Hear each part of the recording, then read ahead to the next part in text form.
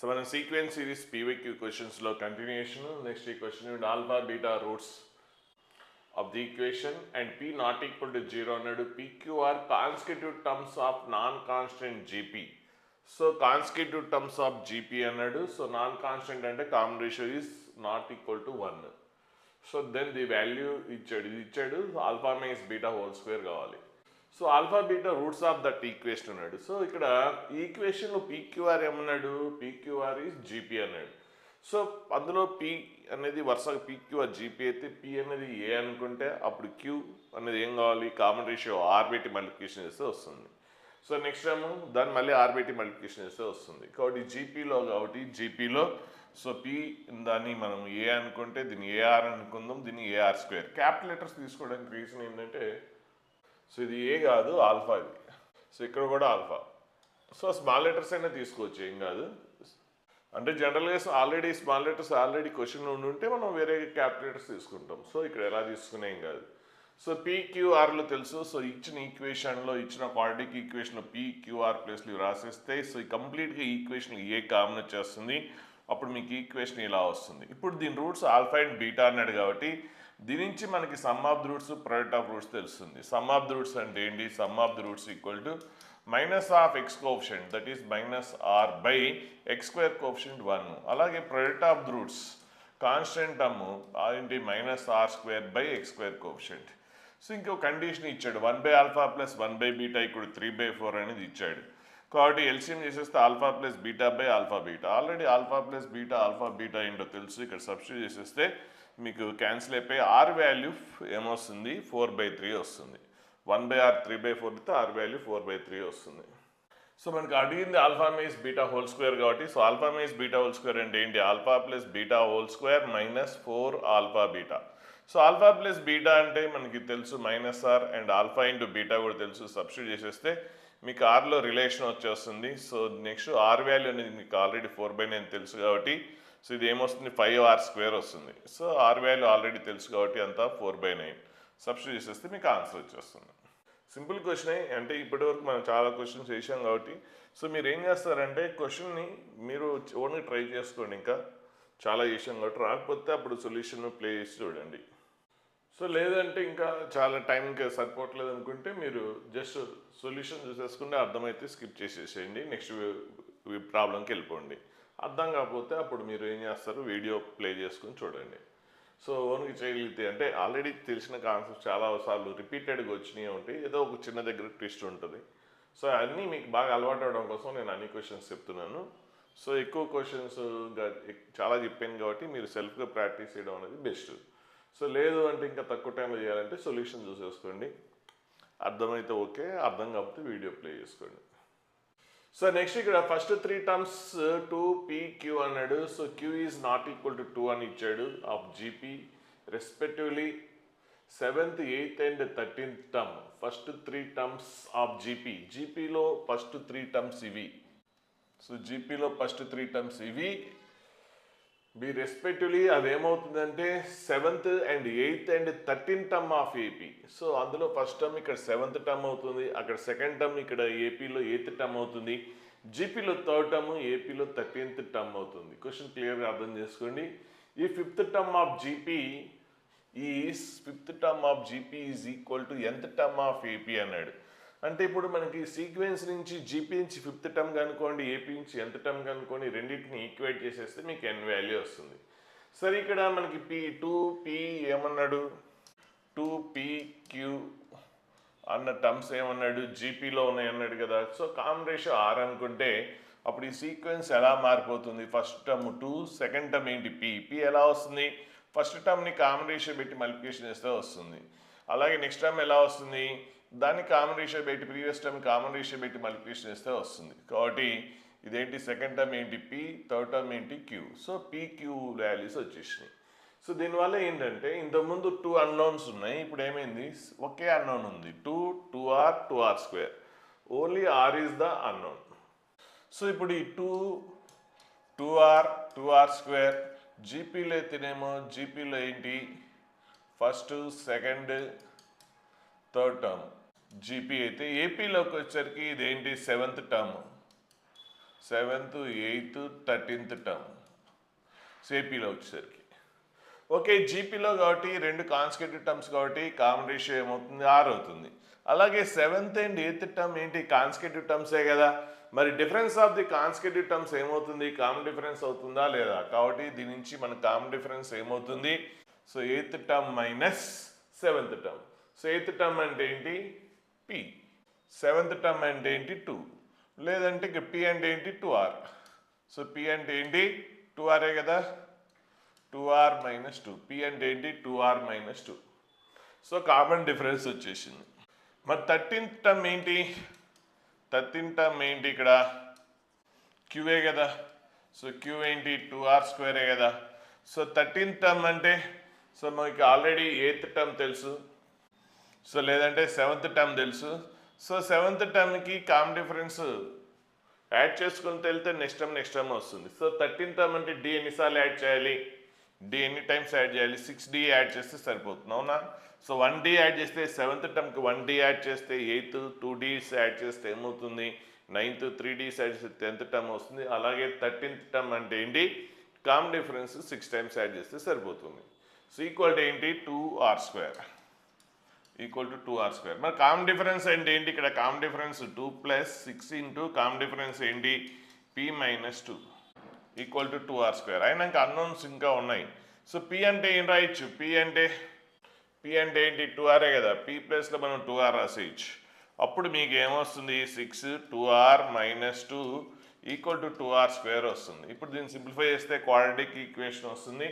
So ఇలా quadratic equation వస్తుంది, factorisation చేసేయండి, r వాల్యూ 1 and 5 వస్తుంది. ఇక్కడ నాన్ కాన్స్టెంట్ జీపీ అనేది కాబట్టి కామన్ రేషియో అనేది 1 అవ్వకూడదు కాబట్టి so r equal to 5.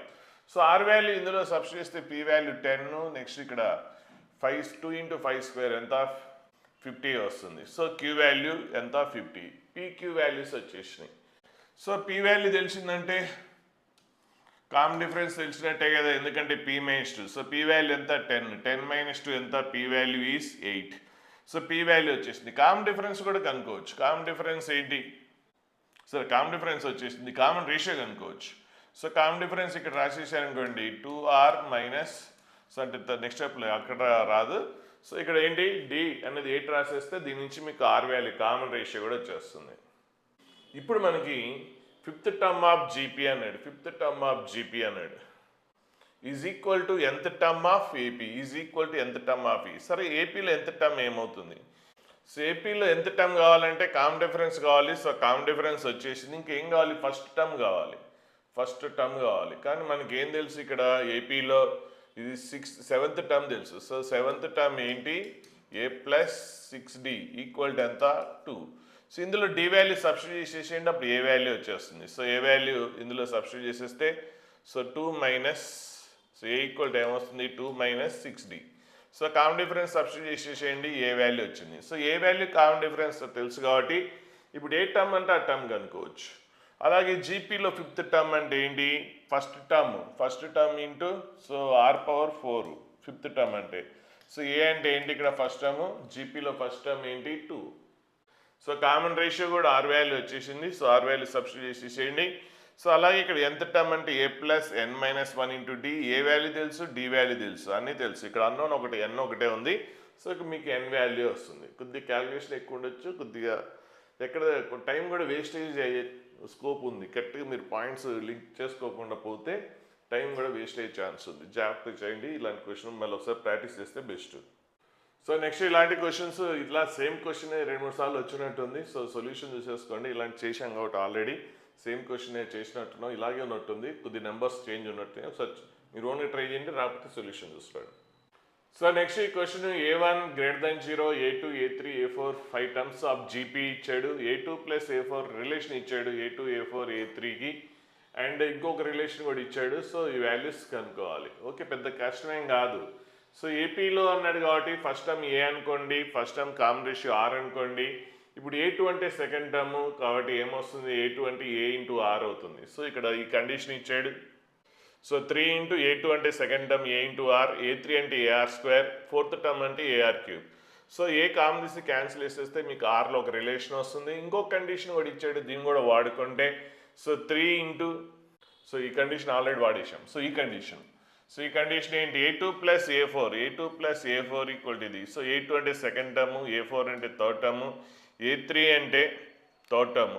So third term అంటే ఏంటి, AR స్క్వేరే కదా, సబ్స్టిట్యూట్ చేసేసేయండి. ఏ కామన్ ఇస్తే we get one more relation in terms of A and R. So ఇక్కడ ఓన్లీ ఆర్లో వచ్చింది, ఇక్కడ ఏ క్యాన్సిల్ అయిపోయింది. Okay, happy. So only A అంటే బోత్ సైడ్స్ ఏ కామన్ వచ్చి క్యాన్సిల్ అయిపోయింది కాబట్టి సో క్వాడ్రాటిక్ ఈక్వేషన్ వస్తుంది. ఫ్యాక్టరైజేషన్ ఇస్తే 2 వాల్యూస్ వస్తాయి. R value -1 and 3/2. సో ఇచ్చిన కండిషన్ చూసుకోండి. సో ప్రెజెంట్ అయితే ఏం కండిషన్ ఒకటే ఇచ్చాడు, A1 > 0 అంటే ఫస్ట్ టర్మ్ పాజిటివ్ ఒకటే ఇచ్చాడు. సరే చూద్దాం రెండు వాల్యూస్. ఇందులో ఏదైనా ఒక వాల్యూకి మీకు ఫస్ట్ టర్మ్ నెగిటివ్ వచ్చింది అనుకుంటే దాన్ని స్కిప్ చేసేస్తారు. సరే, సో మీ నెక్స్ట్ ఈ కండిషన్ ఇచ్చాడు, ఇందులో మీకు R వాల్యూ తెలుసు. సో ఒకసారి -1 ఒకసారి 3/2 రాయండి. సో -1 రాసేస్తే ఇక్కడ R వాల్యూ -1 రాస్తే ఏమొస్తుందో చూద్దాం. సో ఇది -1 -2 నెగిటివ్ వచ్చేస్తుంది. ఏ అనేది నెగిటివ్ వచ్చేస్తుంది. R వాల్యూ -1 రాసేయండి, మీకు ఏ వాల్యూ వస్తుంది, నెగిటివ్ వస్తుంది. కాబట్టి ఏ ఈజ్ పాజిటివ్ అన్నాడు కాబట్టి దాన్ని స్కిప్ చేసేస్తాం. నెక్స్ట్ ఇప్పుడు R వాల్యూ 3/2 తీసుకోండి. సో ఈ కండిషన్లో R ప్లేస్లో 3/2 రాసేయండి. 3/2 రాసేస్తే అప్పుడు ఏ వాల్యూ ఏమొస్తుంది, 3/3 వస్తుంది. సో ఏ వాల్యూ 8/3 వస్తుంది. ఇంకా ఏ నెక్స్ట్ ఫస్ట్ టర్మ్ తెలుసు, కామన్ రేషియో తెలుసు కాబట్టి ఏ టర్మ్ అంటే ఆ టర్మ్ కనుక్కోవచ్చు కదా. సో A2 అంటే ఏంటి, second term. So second term తెలుసు, fourth term, fifth term. So A తెలుసు కాబట్టి ఏ టర్మ్ అంటే ఆ టర్మ్ కనుక్కోవచ్చు. సో ఫిఫ్త్ టర్మ్ అంటే ఏంటి, A ఇంటూ R⁴. అలా మీకు ఏ తెలుసు, R తెలుసు కాబట్టి ఇంక ఏ టర్మ్ అంటే ఆ టర్మ్ కనుక్కోవచ్చు. సో సింప్లిఫై చేసి ఆన్సర్ వచ్చేస్తుంది. సో నెక్స్ట్ ఈ క్వశ్చన్ అండి, A1, A2, A3 of GP increasing positive numbers అన్నాడు. And fourth and sixth term product ఇచ్చాడు 9, and sum of fifth and seventh term ఇచ్చాడు. సో మీకు దీని నుంచి A అండ్ R వాల్యూస్ కనుక్కోవచ్చు. సో మనకి ఏమి ఇచ్చాడు, ఫోర్త్ అండ్ సిక్స్త్ టర్మ్ అన్నాడు కాబట్టి సో మీరు చేసేయండి, ఓన్గా చేసేస్తే వచ్చేస్తుంది, లేదంటే సొల్యూషన్ చేసేసుకోండి. సో అర్థం కాబట్టి చూడండి, సింపుల్ క్వశ్చన్ కాబట్టి మీరు ఓన్గా చేసేసుకోవడం బెస్ట్. సో ప్రాక్టీస్ కూడా చేయక్కర్లేదు, చాలా చేసి ఉంటారు కాబట్టి. సో ఫాస్ట్ కావాలంటే ఒకసారి వినండి పైన. సో ఫోర్త్ టర్మ్ అన్నాడు కాబట్టి ఏంటి, A into R3. Sixth term అంటే A ఇంటూ R⁴. సో చేసేస్తే అప్పుడు A అండ్ Rలో ఒక రిలేషన్ వస్తుంది. ఎందుకంటే వేరే వేలో చేశాడు, నేను చెప్తున్నా చూడండి, మనకి బాగా తొందరగా ఐడియా వచ్చేది నేను చెప్తున్నాను. అలాగే ఫిఫ్త్ టర్మ్ అంటే A into R⁴, seventh term అంటే A ఇంటూ R⁴. సో ఇందులో కూడా ఏ కామన్ తీసేస్తారు. సో రెండు ఈక్వేషన్స్ని అక్కడ అవసరమైతే డివైడింగ్ ఏదో ఒకటి చేస్తుంటారు సిచ్యువేషన్ బట్టి. So A and R values వచ్చేస్తాయి. A అండ్ R వాల్యూస్ వస్తే ఏ టర్మ్ కావాలంటే ఆ టర్మ్ కనుక్కోవచ్చు. ఇక్కడ చేసింది ఏంటంటే GP అన్నాడు కాబట్టి GPలో ఏ 3 కాన్సిక్యూటివ్ టర్మ్స్ తీసుకున్నా లేదంటే ఈక్వల్ గ్యాప్ తోటి ఏ టర్మ్స్ తీసుకున్నా అవి కూడా జీపీలోనే ఉంటాయి. సో నేను 4th, 5th, 6th తీసుకున్నాను అనుకోండి, అవి కూడా జీపీలోనే ఉంటాయి. అప్పుడు 3 టర్మ్స్ వరుసగా తీసుకుంటే మిడిల్ టర్మ్ ఏమవుతుంది, జామెంట్రీ మీ జీపీ కాబట్టి మిడిల్ టర్మ్ జామెంట్రీకి మీన్ అవుతుంది. కాబట్టి A5 అనేది జామెంట్రీ మీన్ అవుతుంది. కాబట్టి square of the geometry mean equal to product of the extremes A4 and A6. కాబట్టి A4 ఇంటూ A6 అంటే ఏం రాయొచ్చు, A5 fifth term whole square రాసేయచ్చు. దీని నుంచి ఫిఫ్త్ టర్మ్ వచ్చేసింది అంటే +3 వస్తుంది. కాకపోతే అక్కడ టర్మ్స్ అన్ని కూడా పాజిటివ్ అన్నాడు కాబట్టి సో +3 తీసుకుంటారు. అలాగే next fifth and seventh term ఇచ్చాడు, అందులో ఆల్రెడీ మీకు ఫిఫ్త్ టర్మ్ తెలుసు. సో రాసేస్తే కాకపోతే ఇక్కడ కొద్దిగా స్మార్ట్గా చేయాలి. సెవెంత్ టర్మ్ అంటే ఫిఫ్త్ టర్మ్ ఇంటూ R² అంతే కదా. సిక్స్త్ టర్మ్ కావాలంటే ఫిఫ్త్ టర్మ్ ఇంటూ R, దాన్ని మళ్ళీ R పెట్టి మల్టిప్లికేషన్ ఇస్తే సెవెంత్ టర్మ్ వస్తుంది. సో ఎందుకు ఇలా రాసాం A5లో అంటే ఆల్రెడీ A5లో తెలుసు కాబట్టి. కాకపోతే ఇది తొందరగా మీకు కనెక్ట్ అవ్వదు, ఐడియా రాదు. సో మీకు తెలిసింది ఏంటి, A అండ్ R వాల్యూస్ కనుక్కోవడం, అది చేయండి. సో ఇది కూడా నేర్చుకుంటే better, smart ideas, fast calculation అవే కొద్దిగా తగ్గుతుంది. సో A⁴ తెలుసు, దాని నుంచి కామన్ రేషియో వచ్చేసింది. ఇంకా కామన్ రేషియో తెలుసు కాబట్టి ఆల్రెడీ ఫిఫ్త్ టర్మ్ తెలుసు. So A into R⁴ equal to 3. ఇందులో మీకు ఏం తెలుసు, ఏ వాల్యూ తెలుసు, సారీ R వాల్యూ తెలుసు. R వాల్యూ సబ్స్టిట్యూట్ చేసి ఇచ్చారనుకోండి ఏ వాల్యూ వచ్చేస్తుంది. సో ఫస్ట్ టర్మ్ వచ్చేస్తుంది కాబట్టి ఫస్ట్ టర్మ్ తెలుసు, కామన్ రేషియో తెలుసు. ఇంక ఏ టర్మ్ కంటే ఆ టర్మ్ కనుక్కోలేమా. ఇక్కడ A1 ఇంటూ A9 అంటే first term into 9th term కనుక్కొని మల్టిప్లికేషన్ చేసేయచ్చు. ఫస్ట్ టర్మ్ అంటే A, 9th టర్మ్ అంటే A ఇంటూ R⁴ అని రాసుకోవచ్చు. ఏ తెలుసు, R తెలుసు. కాకపోతే కొద్దిగా ఆలోచిస్తే సో A9కి A1కి A5 అనేది ఈక్వల్ డిస్టెన్స్లో ఉంది. సో ఇది కనెక్ట్ అయితేనే మీరు చేయండి, లేదంటే మీకు తెలిసిన మెథడే చేయండి. సో ఈక్వల్ గ్యాప్ తోటి ఉంటుంది కాబట్టి ఇది జామెంట్రీ మీన్ అవుతుంది. కాబట్టి A1 ఇంటూ A9 ఏం రాయొచ్చు, A5² అని రాయొచ్చు. అది అంత తొందరగా ఐడియాస్ రానప్పుడు మీకు తెలిసిందే చేయండి. సో నెక్స్ట్ క్వశ్చన్ అండి, log A, log B, log C with base E are in AP అలాగే ఇంకొక లాగర్థమ్స్లో ఇచ్చాడు, log A minus log 2b అట్లా ఇచ్చాడు. సో ఇవి కూడా ఏపీలో అన్నాడు. So problem log A, log B, log C అనేది ఏపీలో అయితే, సో ఇది ఏపీలో ఉన్నప్పుడు ఏమవుతుంది, 2 into middle term equal to sum of the extremes అవుతుంది. నెక్స్ట్ 2 అనేది ఇక పవర్లో తెచ్చేసుకుంటే, సో లాగర్థమ్ కాన్సెప్ట్ నుంచి so 2 in front of log ఉంటే పవర్లోకి వెళ్ళిపోతుంది. సో లాగ్ బి స్క్వేర్ అవుతుంది. Next log A plus log C అంటే ఏంటి, లాగ్ ఏ లాగ్ సి అంటే log A plus log B అంటే లాగ్ ఏబి. సో అప్పుడు బోత్ సైడ్స్ లాగ్ రిమూవ్ చేసేస్తే అప్పుడు మీకు ఏమొస్తుందంటే B square equal to AC వస్తుంది. సో ఇదంతా మీకు అది లాగర్థమ్స్ కాన్సెప్ట్ తెలిస్తే తెలుస్తుంది, కానీ ఖచ్చితంగా తెలుసుకోవాలి. So log A plus log C అంటే ఏంటి, లాగ్ ఏసీ బేసి. ఇక్కడ పవరు ఇక్కడికి వచ్చేస్తుంది, పవర్లోకి వచ్చేస్తుంది. అప్పుడు బోత్ సైడ్స్ లాగ్ రిమూవ్ చేస్తే B square equal to AC అవుతుంది. సో ఓకే, ఇది కాకుండా ఇంకా మనం ఫాస్ట్ చేయొచ్చు. ఒక పాయింట్ గుర్తుపెట్టుకోండి, ఒక సిరీస్ జీపీలో ఉంటే, అంటే సపోజ్ ఏబిసిలు జీపీలో ఉంటే, జీపీ అంటే ఏంటి, B square equal to AC ఉంటే వాటి లాగర్థమ్స్ ఏపీలో ఉంటాయి. అంటే ఏబిసిలు జీపీ అయితే వీటి లాగ్స్ ఏపీలో ఉంటాయి. అంటే log A, log B, log C అనేది ఏపీలో ఉంటుంది, అది జీపీ అయితే. ఇప్పుడు అలాగే రివర్స్, అంటే మీరు ఏబిసి ఒక సీక్వెన్స్ జీపీలో అనగానే వాటి లాగర్థమ్స్ ఎందులో ఉంటాయి, ఏపీలో ఉంటాయి అని చెప్పాలి. అలాగే లాగర్థమ్స్ తోటి ఉన్న టర్మ్స్ అనేది ఏపీలో ఉంటే లాగ్ రిమూవ్ చేస్తే వచ్చిన టర్మ్స్ ఎందులో ఉంటాయి అంటే జీపీలో ఉంటాయి అని చెప్పేస్తే మనం దీన్ని చాలా ఫాస్ట్ చేసేయచ్చు. సో ఏంటి అసలు ఇది అంతా లేకుండా డైరెక్ట్గా మనం log A, log B, log C ఎందులో ఉన్నాయన్నాడు, జీపీలో ఉన్నాయన్నాడు. సో ఇప్పుడు ఏపీలో ఉన్నాయి అన్నాడు. So log A, log B, log C ఏపీలో ఉన్నాయి. సో లాగర్థమ్స్ ఏపీలో ఉంటే అలా రిమూవ్ చేస్తూ వచ్చే సీక్వెన్స్ జీపీలో ఉంటుంది. కాబట్టి లాగ్ రిమూవ్ చేస్తే ఏంటి, ఏబిసి జీపీలో ఉంటుంది. సో మనకి ఇదంతా స్టెప్ అవసరం లేకుండా సో దాని నుంచి మనం ఏం చెప్పచ్చు, ఏబిసి జీపీ అని చెప్పచ్చు. మరి ఏబిసి జీపీ అయితే square of the middle one equal to product of the extremes అని చెప్పచ్చు, ప్రొడక్ట్ ఆఫ్ ది ఎక్స్ట్రీమ్స్. అలాగే నెక్స్ట్ ఇది log A minus log 2b. So log A minus log B అంటే formula ఏంటి, log of A by B. అలాగే ఇక్కడ minus ఉంది కాబట్టి so log of A by 2b, A by 2b. అలాగే ఇక్కడ కూడా లాగ్ రిమూవ్ చేస్తే log of 2b by 3c, 2b by 3c. So అలాగే నెక్స్ట్ ఇక్కడ లాగ్ రిమూవ్ చేస్తే log of 3c by A, log of 3c by A. So ఇవి ఎందులో ఉన్నాయి, ఏపీలో ఉన్నాయి. ఇవి ఎందులో ఉన్నాయి, ఏపీలో ఉన్నాయి.